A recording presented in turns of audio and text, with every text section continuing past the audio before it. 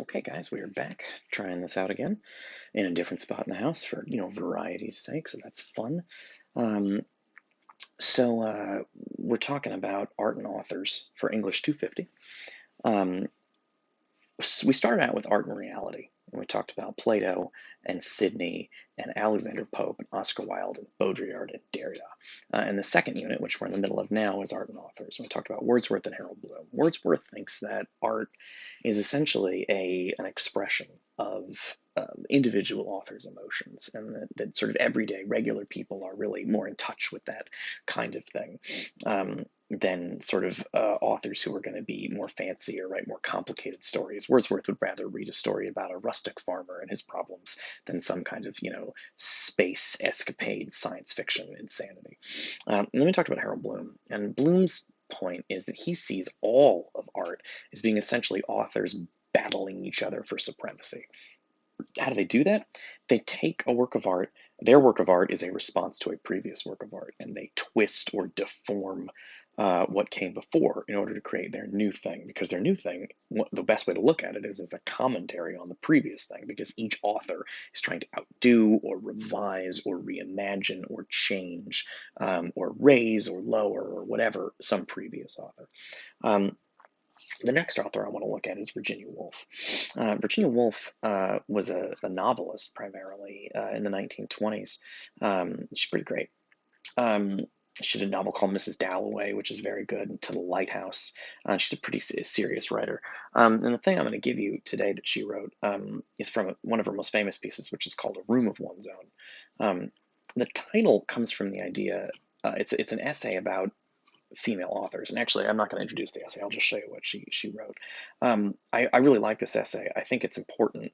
It's also interesting to me that it was written sort of in 1929, but that it's very much a part of the kind of conversation we're having today about art and authors. And she is thinking about gender. But we have the same conversation today across lines of race and class and language and nationality and all these kinds of things. So I think it's an interesting thing to kind of take a look at. I find that Virginia Woolf's piece confuses the hell out of a lot of my students, though. And I'm going to try to make this as crystal clear as possible because it causes a lot of confusion. It's actually what she does is something that's very, very important to me and very central to sort of how I think about um, how I think about I've completely lost my train of thought. I'm going to let the video run and not start over. Um, um, Virginia Woolf does something that's really important to me as a person who cares about art, which is that she does this thing where I've mentioned this before, and I try to mention this in all my classes, but philosophy is a type of thinking, right? You write your ideas down and you think through the consequences of the ideas and you come up with examples and you test out your ideas against examples, and right, it's a form of thought.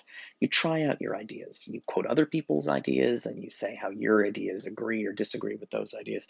Philosophy is a form of thought. All the philosophers we're looking at in this class, they're each thinking about art and its relationship to the world or authors or audiences. Um, but as I point out to all my students, poetry is also a form of thought. Poets are, you learn about themes in 201. The theme of the piece is the idea. And so usually there's some kind of central idea, and the author of a poem is working out the idea. Maybe it's love never dies, or something that they're kind of thinking through in the poem. But novels are a form of thinking, and movies are a form of thinking. If you take film class with me next semester, I'll show you the way movies are a form of thinking. It's something I spend a lot of time on. And so one of my big career-sized points is that literature is essentially a type of philosophy. Um, all right. So literature is essentially a type of philosophy. So what I'm interested in doing is thinking through sort of what that means. Virginia Woolf is also going to do something. She's a novelist primarily. It's what she does. And as a novelist, she thinks like a novelist. And so when she writes her work of philosophy, she does so in the form of something that isn't true. She makes an argument that consists is essentially fiction, and she sort of writes sort of a sort of fictional-esque piece, thinking about something. And what Virginia Woolf does here in this piece is she writes about Shakespeare's sister. To be crystal clear, Shakespeare did not have a sister. She knows this. She knows Shakespeare doesn't have a sister. But what she does here is she just wants to imagine. And again, imagining is a type of thinking. Music is a type of thinking. Poetry is a type of thinking. Movies are a type of thinking. Novels are a type of thinking. She's going to use mythology. The ancient mythology of ancient people is a type of thinking. And what she's going to do here is she's going to use this type of thinking to think through a problem. And because she is actually answering a problem that has been posed by a person in the real world. Someone in the real world made the claim. Let me see if I can kind of find it. Someone in her world, a bishop, he was an old religious guy. And this bishop said, and I can actually quote it because I have it here. The bishop said, "It is unthinkable that any woman in Shakespeare's day could have had Shakespeare's genius. It is unthinkable," said this bishop, this mean old guy, who's by the way dead by the time Virginia Woolf was writing this. But the bishop claimed that it's unthinkable that I'm going to find it again. It's unthinkable that any woman in Shakespeare's day could have had Shakespeare's genius. He just thought it was impossible. It's not that Shakespeare. He had this powerful genius because he was a man, and no woman would be able to write like that. It's a level of genius that only comes from being. Maureen's coming over. Damn the patriarchy. Oh, yeah, that's right. Maureen's. Down with the Guys, patriarchy. this is very special that you're getting a visit from Maureen, who is the best. Good job, Maureen. Maureen, can I have a seltzer? Yeah. Okay. Yes, you can make popcorn. This is this. There are parts of online teaching that I enjoy, and this is one of them. So Virginia Woolf, this bishop said that it is unthinkable that any woman in Shakespeare's day should have Shakespeare's genius. Just thought it was impossible that a woman could write as well as Shakespeare. And Virginia Woolf, again, this is the idea he has: women can't be great writers. Virginia Woolf has a response to this bishop. And what's most interesting to me in Virginia Woolf's response is that her response takes the form of fiction, takes the form of a story. She basically imagines something. Thank you. Thanks. Yay, this is fancy. I'm having a good time. This is fancy. Yeah. So her response to the bishop, I realize, cheers everyone in COVID-19 land. Her response to the bishop takes the form of a story, which he tells about Shakespeare's sister.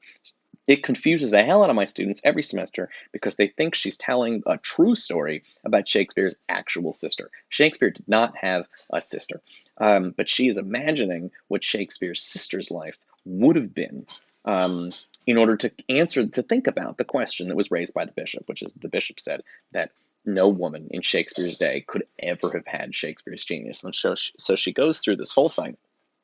Imagining Shakespeare's sister. And it is not just like a fairy tale. It is not just a crazy piece of fan fiction she came up with. It is a form of thinking because it is her thinking in response to the bishop's kind of outlandish claim that women are not as good as men, and that specifically no woman could be as great as Shakespeare, that Shakespeare's genius is anchored in his being a man, and if he was a woman, he wouldn't be able to be a genius. And of course, this is something that's going to interest Virginia Woolf a lot, since she is a woman and a novelist, and, wait for it, a genius. Virginia Woolf's pretty awesome. I highly recommend her stuff. She's very good. Also, can I say, a lot of great writers have gigantic books, these just monstrosity books that you have to spend the rest of your life on, and all of Virginia Woolf's books are quite short, which I like a good short novel. And she's very good at if you want to read a Virginia Woolf novel like Mrs. Dalloway or To the Lighthouse or something, they're quite short, and I really do recommend them. They're pretty badass, and she's great. Also, if you want to get into her biography, a lot of weird sex stuff. So have fun with that. All right, I'm going to pick this up in the next video. She was part of this literary group, and they were all just kind of bisexuals and fucking each other, and it was just really interesting. And interestingly, one of the guys in her circle was a guy named James Strachey, who you don't know, but if you ever go to the store and get a copy of Sigmund Freud, the guy that translated it was James Strachey, who was hanging out in her circle. And these people were all having sex with each other, and it was a very exciting time to sort of be a person. Anyway, I'll pick up a Virginia Woolf story it's not really a story, it's an essay, but the section of the essay has a story in it, and we'll talk about that in the next video. Okay, all right, thanks everybody, see you soon.